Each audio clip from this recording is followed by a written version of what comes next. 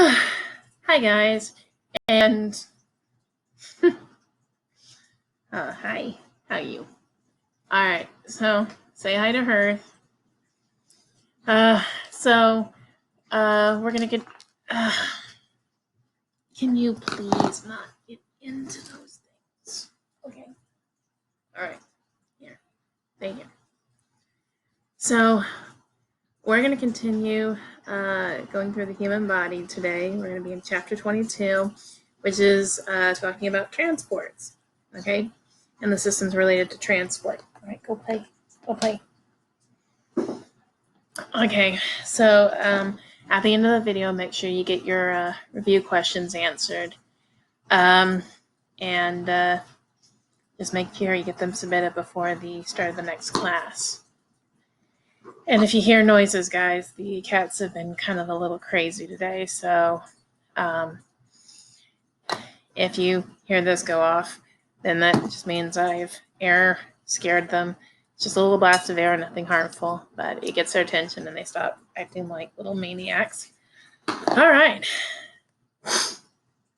So we're going to be dealing with the lungs, the respiratory system, and the circulatory system today. So these are all the terms, the key terms that will be associated with them.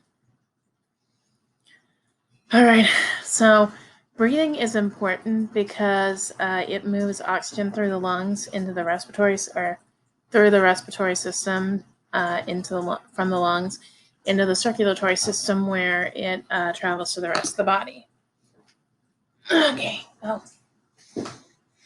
All right. So if you start off with the nasal cavity, and you take a breath of air like that, the pathway would be the nasal cavity, and then it would go down the throat, which is the pharynx, and then it would go past the epiglottis, and the epiglottis is this little flap of skin that covers the opening of the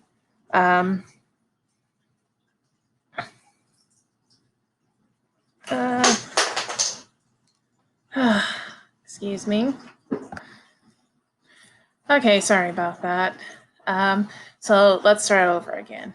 All right, so you take a deep breath, you breathe in through your nose, through the nasal cavity, and then it goes down the throat, the pharynx, and it passes this flap of skin that's called the epiglottis. And the epiglottis is located to keep food out of the trachea, okay? It protects it when you swallow, so you don't get any food or drink into your lungs that could cause you to choke. All right. The larynx is located right at the top of the trachea, and that's your voice box. Then it goes into the trachea, and then into the bronchi. Okay, and bronchi are the two branches. Okay, so you got the trachea, and then at the end it branches into two bronchi, or bronchus, singular. And then each bronchus ends in a lung, okay? And further branching in there, you've got the smaller tubes called bronchioles. And then at the end are little bubble-like air sacs called alveoli. And the alveoli are have very small blood vessels called capillaries near them, and that's where the oxygen-carbon dioxide exchange happens. All right, so the function of the respiratory system, when you inhale, it's called inspiration, so that's inhalation. And then when you exhale, that is called expiration, okay? If you don't expire, you'll expire, okay? Contraction of the diaphragm and the muscles between the ribs help increase the volume of the chest cavity, so you can feel your lungs expanding as your diaphragm moves down, and that creates more space so you can get more air into your lungs, okay? Healthy lungs will have a high lung capacity. If you have asthma or respiratory illness like pneumonia or bronchitis, or unfortunately for people who have COVID-19, their lung capacity is extremely compromised.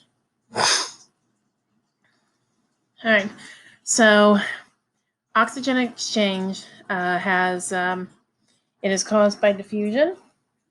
Okay, and it transfers from the so oxygen goes into the alveoli and then transfers into the capillaries. Okay, through diffusion. Okay, goes from an area of high concentration to a low concentration. Okay. There are little tiny air bubbles alongside the blood cells. No, they're not. Excuse me. I'm sorry. I read that wrong. The gases in the blood are dissolved in or chemically combined with blood substances. Okay. In this case, most of it's in hemoglobin, and hemoglobin is an oxygen-carrying protein found in red blood cells. So here is our red blood cell. So say hi to our red blood cell. Okay. And this is AE3803. Okay. She, you can see, is carrying a little box of O2, and that is oxygen. Okay. And her job is to deliver oxygen to cells in the body. That is her job. Okay. And so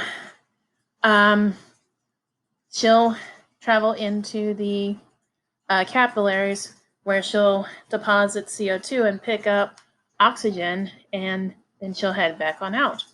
Okay, so all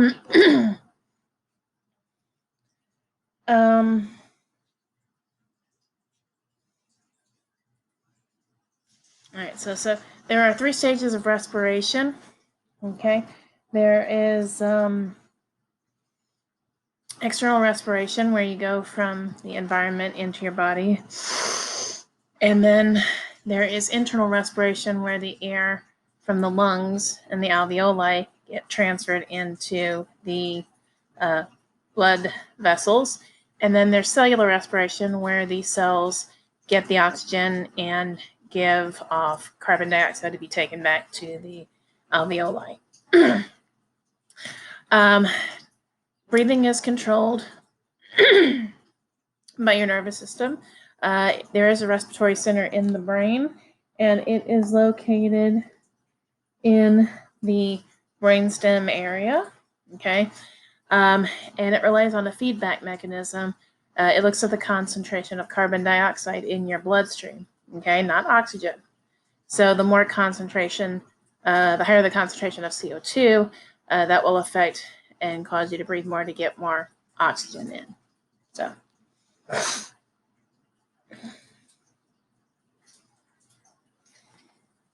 So one thing they talk about in your textbook is people who go to Mount Everest.